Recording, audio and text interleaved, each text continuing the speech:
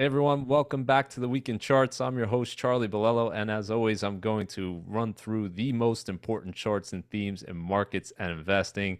We have to start out with what has become the AI Mania. This has been building for some time during earnings season. We've been talking about just the mentions of AI going up significantly. If you look at Alphabet, Meta, Microsoft, Amazon, and Apple, 190 mentions of the word AI in their earnings calls in this quarter versus only 36 a year ago. So very quickly, this has really transformed the conversation, become the biggest story within the technology space. And really, this week, we moved into that mania phase, and it really happened on the Nvidia earnings call. So, what happened on that call? Well, Nvidia basically said the current quarter not doing so well, revenues down 13% year over year, but that really is the end of the old era. The new era, they're going to see a huge shift higher in terms of revenues. They're expecting 11 billion in terms of revenues in the current quarter. That would be a new record high for Nvidia in terms of revenues. I think the prior record was around $8 billion, and it would be a 64% year over year increase. And importantly, why did Nvidia's stock surge higher, hit new all time highs? Well, this was 50% higher than what Wall Street was estimating. So Wall Street was thinking 7 billion for the current quarter. So saying that the AI boom really wasn't going to start to hit the fundamentals just yet. But actually, it's already started, and they're talking about 11 billion. So we'll see if they can hit that number. But the expectation seems to be very high that they will, and not just hit that number, but continue to grow from there. So, in terms of the stock price, again, we saw Nvidia hit a new all time high, significantly higher than its prior peak here. Market cap approaching $1 trillion.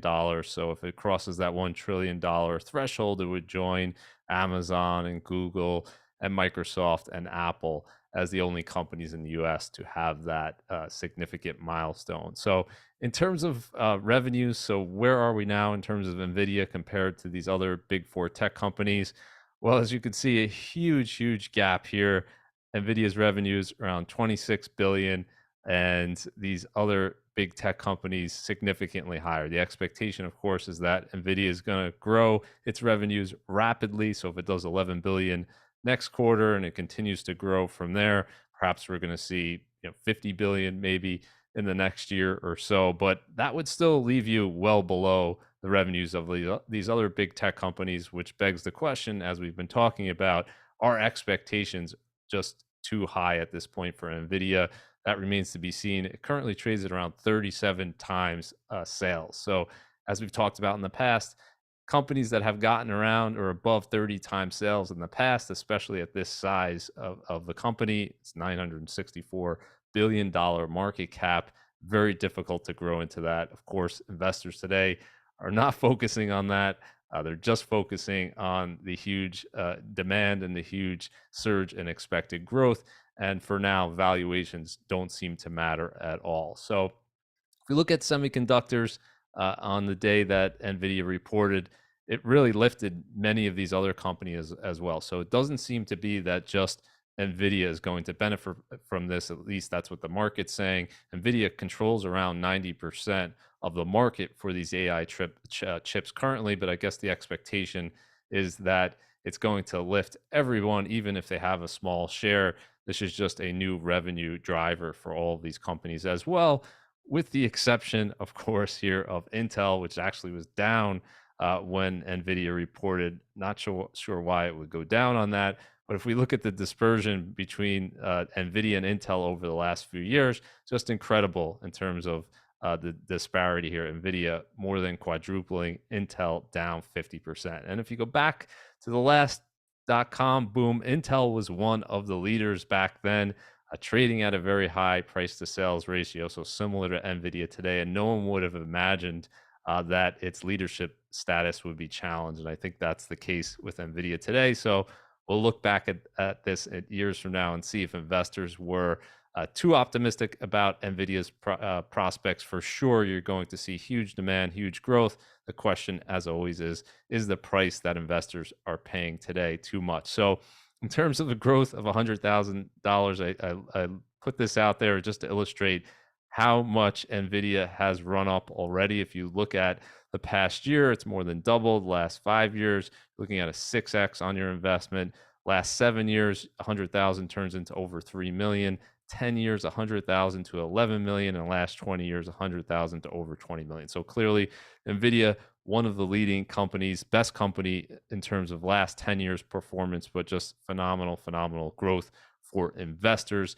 Now, Nvidia was a relatively small company 10 years ago, and today it's not so much. So, going to be obviously much more difficult for it to grow anywhere near these types of growth rates going forward. But interesting this year, as we've been talking about, this disparity between tech and AI related tech and everything else is just really enormous and really has grown with this week's gains in terms of Nvidia and everything else related to AI moving significantly higher. We have the AI ETF up over 30% on the year, and S&P's up around 10%. Small caps are pretty much flat on the year, and of course, regional banks down over 30%. So clearly, the broad market and certainly tech is not concerned whatsoever with the banking crisis, or at least the short-lived banking crisis that we had with those three banks failing, the second, third, and fourth largest banks in history. And we're just seeing this huge disparity.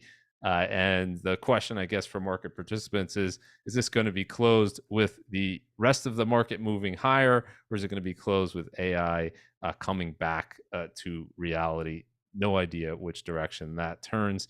If you're bearish, you would say the participation, lack of participation of small caps and other sectors is an indication that leadership is narrowing, and that's a leading indicator of the market's going down. But historically, if you kind of test the data, there's no really rhyme or reason to this. You can see this narrow leadership continue for years on end. We saw this in the late 1990s, where for years the leadership was narrowing, and the market continued to go up in spite of that. Eventually, of course, it did break. So not a good thing. You'd rather see everything, of course, participating, but it's hard to say that is the sign the market will top today. And what a rally it's been so far in the tech space. Looking at the year-to-date returns now, Nvidia 158%, Facebook more than doubling, AMD participating as well, Tesla 50%. So all big tech outperforming the market. Nasdaq 100 outperforming S&P, outperforming Dow. Equal weight S&P down on the year, pretty incredible. And we've talked about regional banks and very interesting here. If we look at the percent below all-time highs, we actually have Microsoft and Apple getting closer every day to their previous all-time highs. Nvidia, first major big tech company to exceed that prior high, and we have the S&P at about 11% below, and bonds still 14% below their prior high. So a lot of things, if we look at small caps, 27% below their high, a lot of things still have a ways to go in terms of getting there, but the biggest companies in the world, Apple and Microsoft, are almost there. So this AI boom, this AI mania has really lifted big tech, given it a second life so far this year. So if we look at the last 10 years, and I put out this not as an indication for sure that this is going to happen in the next 10 years, but the last 10 years have been so incredibly phenomenal for the big tech names. It's pretty unbelievable, pretty remarkable what they've done. And Nvidia over 11,000% return in the last 10 years at the top of this list, trailing only really Bitcoin in that category. Obviously, Bitcoin was very small 10 years ago, and now it's much bigger. But just incredible gains across the board in terms of the last 10 years for tech. And we had thought that perhaps this cycle had peaked. If we looked at the relationship of tech versus the market, you had that huge boom higher in 2020 and 2021, which was really capping off over a decade of outperformance. And then last year we saw the ratio move lower. And now this year we're seeing it just really surge higher again. So not back to that prior high, but it begs the question, was that really the top in terms of the cyclical peak for tech, or was that just a pretty sizable correction and we're going to see another move higher? And we'll have to wait and see for that. But I put out this tweet illustrating really the disparity in terms of sector returns this year, with tech up almost 30%.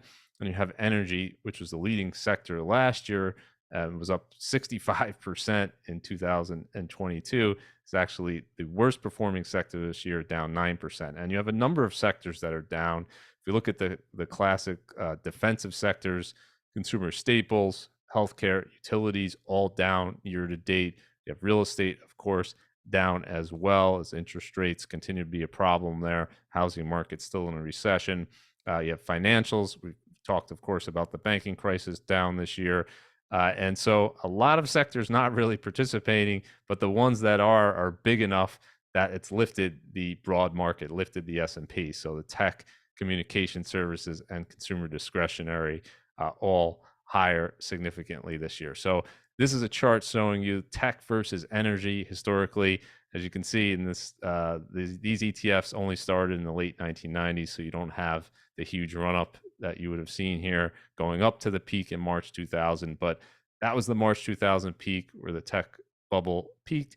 And then you had just years and years of underperformance of tech versus energy, and it bottomed here around during the financial crisis, and slowly, and it was very slowly coming out of that, you started to see tech outperform again.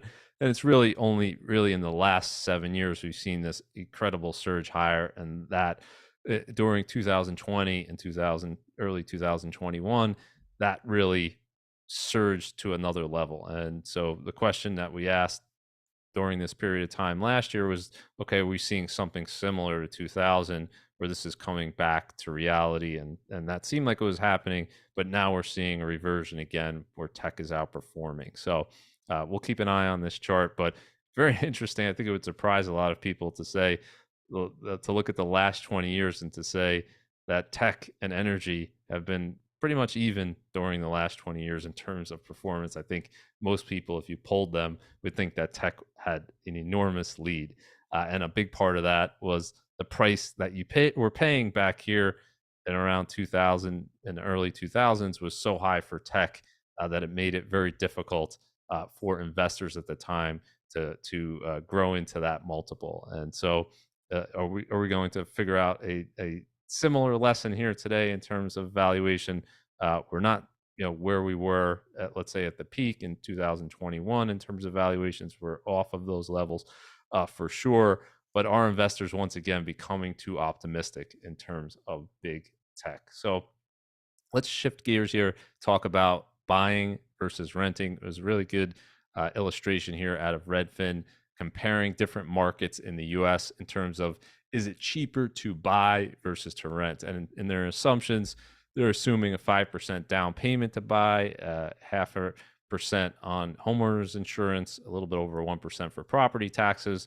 Interestingly, they don't include any assumption for repairs or maintenance. So it's really not one apples to apples comparison, but still very interesting. Their analysis found that in almost every major metropolitan area today, with the exception of these four areas here, Detroit, Philadelphia, Cleveland, and Houston, with the exception of those four, everywhere else in the country, it's currently cheaper to rent versus to buy. And we've talked about the reasons for that, just the huge appreciation in home prices over the past few years, over 40% in a 2-year period, and doubling over the last decade. And rents, although they are much higher, they haven't gone up nearly as much. And then we also have, of course, that huge factor of mortgage rates going from 3% to more than 6%. And now in the latest data, we're seeing mortgage rates again over 7% in many areas. So if we look at where housing is the least affordable,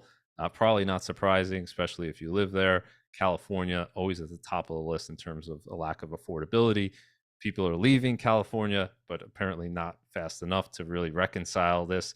Home prices there are still extremely high compared to what you can rent that same home for. So we're looking at areas in San Francisco where it's more than double in terms of comparing the price it would cost you to buy a home versus rent a home. So very interesting looking at this data. I think they said the national average is around 25% in terms of it's 25% more expensive to buy than to rent. And this is going to be highly influenced by the direction of mortgage rates. So if mortgage rates were to come down, let's say to 5%, this is going to be this ratio is going to close. If it goes to back to 4%, it'll close even more. And of course, if rents were to come down in price, that would change things. And so a lot of factors going into this. But for now, and this is something that historically has been a pretty good indicator looking at buying versus renting to say, is the housing market overvalued or undervalued? And here you would have to say, based on the data in many areas, it's very much overvalued at the current level of interest rates. So, speaking of that, we got data from Redfin for April, looking at the year-over-year change in the median U.S. home prices, this actual sales price data. And what they found is a 4% decline year over year. That was the biggest year-over-year decline we've seen since 2012. So over a decade, 11 years, you have to go back to see a decline this big on a year-over-year basis. Now, 4%, not huge given the run-up. Remember, prices were up 40%, over 40% in 2 years. But it's something. It's better, obviously, if you're looking to buy a home, it's better than nothing. And if we look at new home prices, we have data that just came out. And good news there is new home prices, the median sales price was actually down now 15% off of its peak from last year. And if we look at the last housing bubble, we actually saw over 20% decline in new home prices. So perhaps there's more to go, but if you're in the market looking to buy a new home, cheaper today than it was last year. The problem is that mortgage rates are much higher than last year, so it doesn't necessarily mean that it's more affordable. It's certainly not, as long as mortgage rates are where they are. And to just give an illustration of today versus a few years ago, this is the comparison I always like to make. And we're looking at a over 100% increase in what you need for the monthly payment now versus 3 years ago. So just an enormous difference. And now you have to put down 26,000 more, assuming you put 20% down, which apparently very few people do. Looking at a lot of the data, most homes now are being purchased with less than 10% down. So very few people putting down that 20% payment. But if you were to put that down, you would need to save $26,000 more for a new home today versus three years ago because of that increase in the home price. So if the market forces go to work here, with the exception of the inventory problem, you would say prices would either have to stay flat or go down, stay flat and let incomes catch up, or go down to become more affordable. We'll see what happens. The main factor is still very much a lack of inventory. If you look at new home listings, they just collapsed over the last year, and they're at their lowest levels in a while. I'll talk about that next week, focus on that in the video for next week, how that's really driving things. But in terms of Fed policy, the June hike, which was really not priced in at all a few weeks ago, looking at a 0% hike, just a few odds of a hike just a few weeks ago. And now we're up to 65% probability. This is a little bit surprising to me, given all of the inflation data that we've seen showing a trend moving in the right direction, and really how Powell talked about in the last meeting, kind of hedging his bet either way, saying, we could pause here, we could do another hike. So this is surprising to me. I think this is going to shift back and forth, obviously, in the next few weeks. And remember, they're going to get that CPI report a day before the FOMC meeting, and that report is likely to show a huge decline because we're seeing just commodity prices way lower than they were a year ago. So I expect to see low 4% CPI when we get that report just before the Fed meeting. Will that be enough for the Fed to say that they want to pause? I'm not sure, but as we talked about, the evidence continues to build in terms of they could actually wait a month here. And if they wait to the June CPI report, you're going to see a 3% number most likely if nothing changes. So good news on the inflation front. We'll see if the Fed wants to do one more.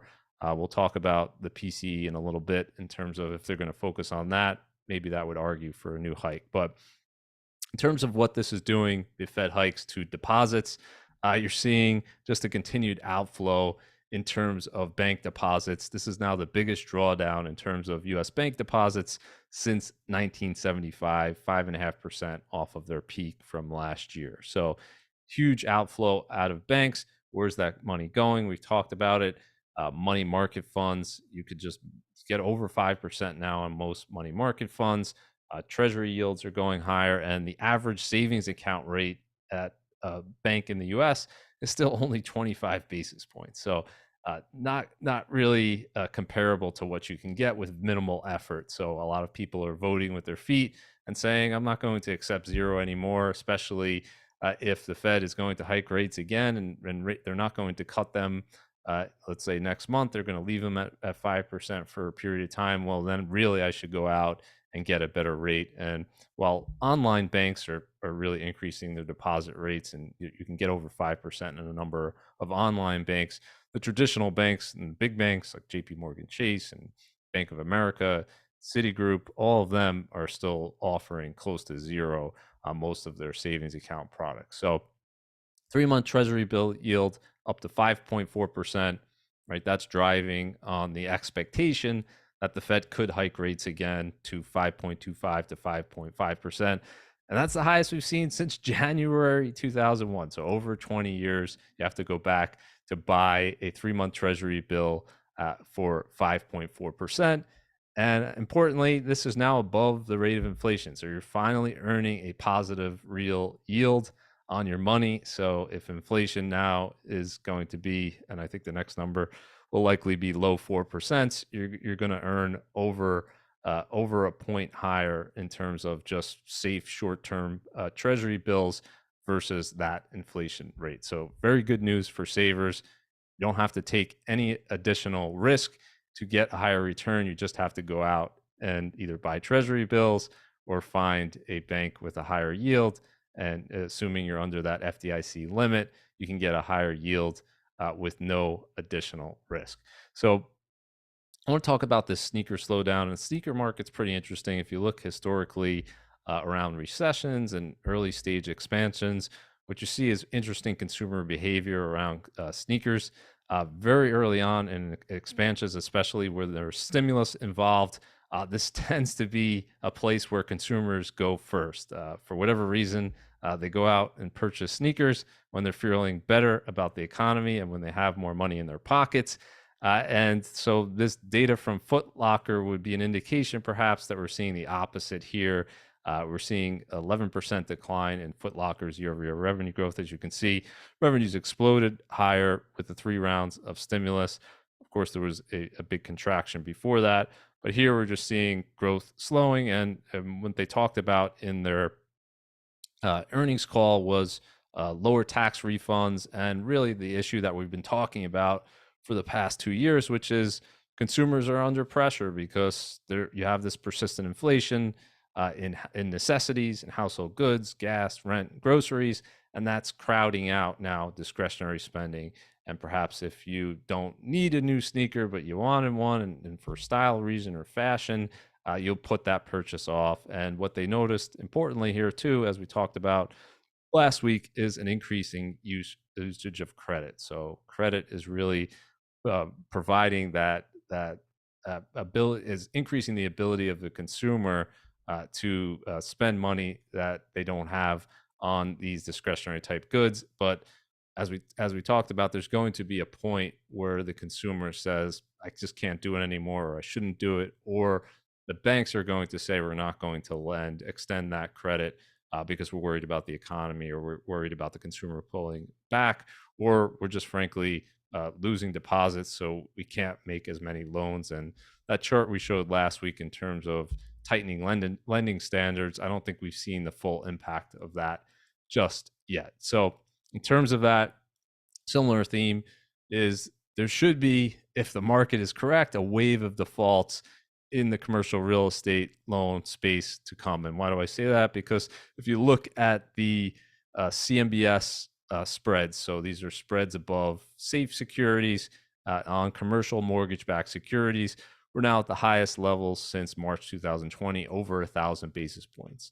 So you have to assume here that the market is somewhat rational here in saying there's going to be higher default rates, and that's why they're compensating investors who are buying these securities for that additional risk. So could the market be wrong? Yes. Is it likely to be wrong to the extent that there's no increase in delinquencies or defaults? Probably not. And where we're coming from is near record lows in terms of delinquency. So delinquency rate hit a record low just last year, and we're just starting to move higher here. So really, we're at the early stages, I think, of what this is going to become an increasing problem. Does it have to be as big of a problem as it was in 2008? No, but certainly all indications seem to be that you're going to see more commercial real estate stress in the coming months. And this could be a cycle that takes years to really clean out. And so we've talked about commercial real estate prices coming down for the first time in over a decade. Talk about the exposure of regional banks. It's really one of their biggest loans in terms of their balance sheet is in the commercial real estate space. So again, this is just starting to become a real issue and a real problem. And I think we're going to hear a lot more about it in the months and years to come. So let's very briefly touch on the debt ceiling, and who knows, by the time I put out this video, perhaps there will already have been an agreement. But in any case, they've waited pretty close to the end here in terms of running out of money to come up with a deal. And really, the headlines, you could just ignore them all. Every headline is talking about a depression or a huge decline in economic growth. I think I saw one headline saying there's going to be a $12 trillion hit to U.S. GDP. This is another headline here saying 8 million jobs are going to be lost because of this debt default. And yeah, I guess theoretically, if the U.S. government just said, we're not going to pay back any of the interest or principal on the bonds that we've issued, the over $31 trillion in debt, we're just going to stop paying interest or principal on that. Yeah, perhaps that would lead to a complete collapse in what everyone is predicting. But that's not going to happen. The U.S. government is going to make their interest payment. They're going to do what they've always did, which is raise the debt ceiling. And in the short run, this is causing kind of a crazy thing going on in the markets where this 1 month Treasury bill yield is exploding higher up to 5.95% because the thinking is, well, if the U.S. government's going to default in the next few weeks, then these short-term securities are going to be the most at risk. And therefore, I should sell those and buy longer-term Treasury bonds if I have the option to pick between the two. So selling these causes the interest rate to rise. And what you're seeing now is a very weird thing where the 1 month Treasury bill is 57 basis points higher than the 3 month. You don't typically see that huge of a disparity. And that's all because of this potential default. But I think this is absolute nonsense. As soon as they come up with a deal, you're going to see this relationship go back to normal here, where there's a very little difference in the spread. So if we look at the history of debt ceilings, got to go all the way back to World War I. It goes back to 1917 when it started. And the history of it is that the debt ceiling's always been raised in the past, and that makes sense why it's raised. This is money that Congress already agreed to spending, and then so you can't come up later and say, well, we have this limit after we've already agreed to spend all of this money. That just doesn't work. So I don't know when it'll actually occur. Maybe they'll wait till a day before or 2 days before, but they're going to come to some type of agreement, raise that debt ceiling, and then a year from now or 2 years from now, whenever that next ceiling is hit, we'll have the same debate. Now, should they even have a debt ceiling? Probably not. They should focus on actually trying to keep the debt from increasing at the pace that it's going up. So more important is to not spend more money than what's coming in, than to have this fictional debt ceiling, because you cannot have a debt ceiling when the national debt only goes in one direction, and that's up. So we have these national debt milestones being hit every single year. And in 2020, we hit a whole bunch of them. 2021, 2022, a few more. So we started 2020 with 23 trillion in debt. Now we're up to 31.4 trillion. And when they raise the debt ceiling, you're going to see that $31.4 trillion immediately bump up a few hundred billion. We could very easily see 32 trillion, before the end of the summer. Certainly this year, we're going to see 32 trillion in debt. So the debt ceiling will be raised, but really they're missing the forest for the trees here and having this debate about a ceiling. What they need to do is come up with a long-term solution to reduce the deficit. So deficit's still running at $2 trillion. And as long as that's the case, can't have a ceiling on the national debt. It's going to have to be lifted. So this will be, I think, a bigger discussion in 2024 with the election. How much of a deficit should we be running? Should the deficit to GDP continue to go up? And what are the long-term consequences of that?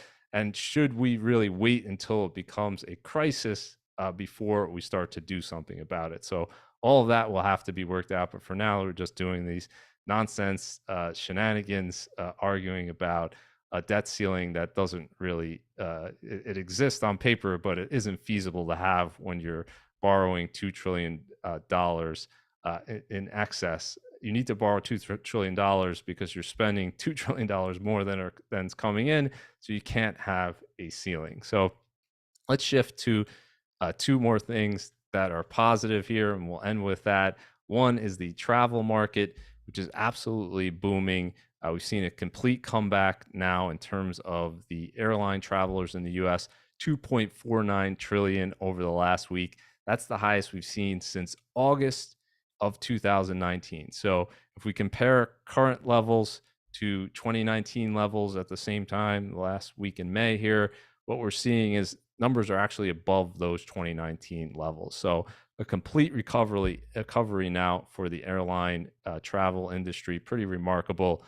A lot of people did not predict this a few years ago. They thought this was going to take really much longer for the recovery to happen, but there's a lot of pent up demand now in terms of travel, and you're just seeing that every single day with consumers maybe pulling back in terms of their retail spending, but they're not pulling back at all in terms of their travel spending. And interesting chart here that I put out. They have data on domestic airfares going back to 1995, and a very different picture if you look at nominal prices, so the actual airfare prices that you pay in dollars versus inflation adjusted prices. So the light blue here is the nominal prices, and you can see big surge higher. We hit a record high recently in terms of nominal prices coming out of the COVID pandemic. And if we look at real inflation adjusted prices, much different story. So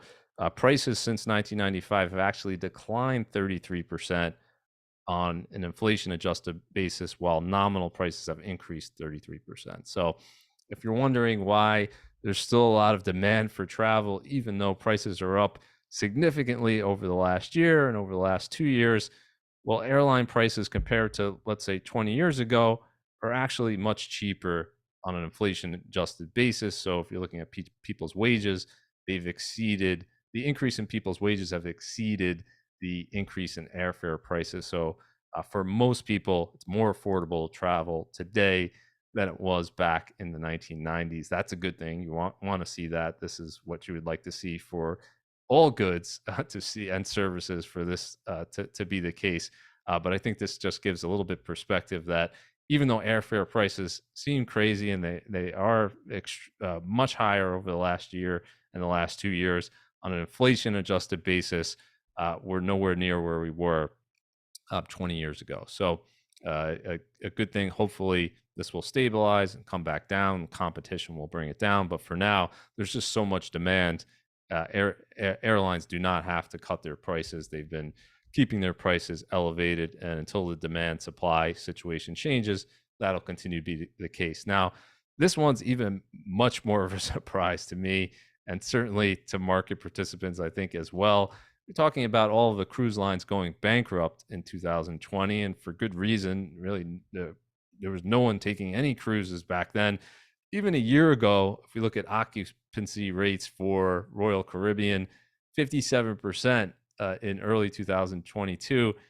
Now we're at over 100% occupancy, which probably saying, well, how's that even possible? And so I looked it up, and I guess if it's over 100%, it means they're booking more than two people per room. And so I guess they have some leeway in terms of how much, how many people they could put on these enormous cruise ships. But certainly, if you're taking a cruise today versus a year ago, you're going to notice a much, a much more crowded ship today. So perhaps won't be as enjoyable for people, but for the cruise lines, very good thing in terms of the demand seems like it's back. And this again comes back to the pent up demand. The people who like to take cruises couldn't or wouldn't and take them and for a few years, and now they feel like they're able to again, and they're finally doing that. And speaking of that, another surprising one, I think for a lot of people, looking at conference demand, so industry conferences really froze to a halt. This left side here is the conference attendance before COVID, and then during the closures, and really throughout 2020, almost no conferences were held in Las Vegas, slowly coming back. And now finally in March of this year, we hit a new high in terms of conference attendance. And if we look at these hotels index here, we're above 2019 levels as well. So incredible comeback for the travel industry, and hopefully that stays the case and that continues. So if we look at the road back to normal, ending with something really positive here, and some might debate that this is not positive because it's caused some problems for the markets and may cause more problems to come, but I continue to argue this is the most important chart for the long-term health of the U.S. economy and for the prosperity of the U.S. as a nation. And that would be the thing that the Federal Reserve never talks about, the money supply. And the money supply is moving very much in the opposite direction than where it was moving during 2020 and 2021. So now we have a 4.6% decline in the U.S. money supply over the last year, with data going back to 1960. That's the largest decline on record on a year-over-year basis. And no, this doesn't erase what we saw during 2020 and 2021, which was over 40% increase, but it's a move in the right direction, as we talked about. So as long as this continues, I have a positive outlook for inflation. This is a leading indicator, of course, for inflation on the way up. On the way down here, I continue to say this is going to lead to lower inflation rates to come if we can continue to shrink that money supply. And again, I think we're likely to see a 3 handle on the U.S. inflation rate on CPI when we get that June CPI report. So good news, hopefully continues. In terms of the Fed balance sheet, as I said a number of times in the last month, you want to watch this because you want to see this balance sheet moving down again. And we had this brief period of financial stress where the Fed injected huge amount of liquidity into the system via loans to many different banks, 392 billion. That was not a good thing for the markets if it were to continue. Certainly, it may have helped stabilize things, but now we're seeing this trend reverse, and more than 75% of that post Silicon Valley Bank spike in the Fed's balance sheet has been reversed. And so you want to see this continue. The Fed wants to continue to normalize the balance sheet, and this, similar to the money supply, you want to see this continue to come down to really normalize and try to get back to a more normal level. Now, will they get there? I don't know, but in the short run, you want to actually see this continue to come down rather than the Fed feeling like they can't continue to let the securities run off and they have to come in and start buying again. So in terms of inflation, Truflation puts out this real-time inflation gauge. Has got a number of different inputs that they look at. They're also putting in, government data points as well when they come in, things like CPI and PPI and CPA and all things like that. But they're now saying that the inflation rate in the U.S. year over year is under 3%. So pretty remarkable here. What a difference from a year ago. And we saw in June this hit 12%. And now we're under 3%, moving in the right direction. I think this is a good forecast of where we're going to see CPI in 2 months. Hopefully we'll get down this low. Might not quite get there, but the year-over-year comps in terms of commodities are looking very, very good. And I suspect food price inflation, when we get that May report in a few weeks is going to show a significant decline there as well. And heading into Memorial Day weekend, gas prices last year was really all anyone could talk about. They were heading towards $5 a gallon nationally last year, which was a record high.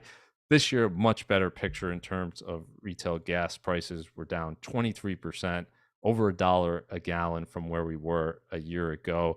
Just a much better outlook. AAA had a stat saying that they think that travel is going to be up 6% this Memorial Day weekend versus last year. That's their expectation. So it's not due to a lack of demand. Demand is actually increasing. That we've seen this price decline. Had supply meet demand. This is a good thing, a normalization. And so again, and I'll show this in the next video, just similar to the concept around airline prices. If we adjust this for inflation, retail gas prices are much lower than they were in 2008. So this is at $3.60 a gallon, not going to curb driving demand. Again, we're expecting to see a 6% increase here. So very good thing for the U.S. consumer heading into Memorial Day weekend. And with that, good news. We'll end the video there. Thanks everyone for joining me. Have a great Memorial Day weekend, everyone. If you like the content, as always, subscribe to the channel, and I'll see you next time. Thanks.